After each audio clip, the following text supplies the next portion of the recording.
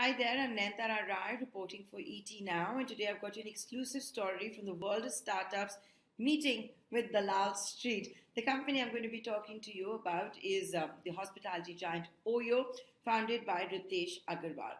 It filed for its draft red herring prospectus in September 2021 for an IPO, wanted to raise more than 8,000 crore rupees. We've all seen what's happened since September 2021.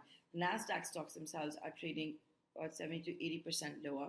Back home on the Lal Street, the new age tech companies recently listed are not having the best ride on the Lal Street. You can look at a Policy Bazaar as we speak, flirting with a 52-week low. Zomato's crashed to nearly 55 rupees a share. Nykaa is also considerably off, but way above its IPO price. Ease by Trip having a better performance on the Lal Street. So in the midst of all of this, OYO had decided that, especially when Omicron hit the world and the third COVID wave, that wasn't going to go ahead with its IPO plans just then, even though it was considering a lower valuation. Now what we understand is that in the month of May, OYO and its bankers actually wrote to the market regulator SEBI asking for permission to file an updated addendum after September 2022. Why September? Because OYO wants to update the Lal Street with at least 2 quarters of new data, new financial metrics when the world is normalizing, when business performance of OYO is going up. Now, don't forget, for the 2 quarters I'm talking about, April 2022 to 31st September 2022, the 2 quarters, quarter one and quarter two, will coincide with the world reopened, travel without restrictions, and all of this has augured well, obviously, for OYO.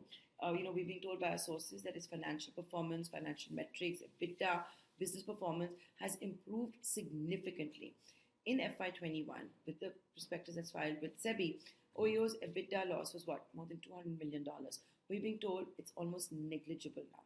So instead of giving a shocker as such to the markets, the surprise in the P&L, the view was, let's have it over a longer period of time. If you were to take your quarter one and quarter two, it will also coincide with what is considered to be peak season for travel, also what is considered to be off season for travel. So just more data that is going to be out there. We are being told by our sources that the market regulator has agreed to this. So OYO is expected to file this addendum after September, could be in the month of October. And post that, whenever the approval is in, that's when OYO is going to hit the Lal Street. It's interesting days ahead for us. It'll also be interesting to see whether the revenge travel has helped OYO enter the green. We are being told that, after the cost-cutting measures to increase the cash runway and travel just coming back, this is a company which is like almost a new company when you look at its P&L. So interesting days ahead for us. Let's see what OYO decides to do. At one point, it didn't have a choice. From more than $1 billion, $1.2 billion, it was considering to cut down its IPO size to about $800 million.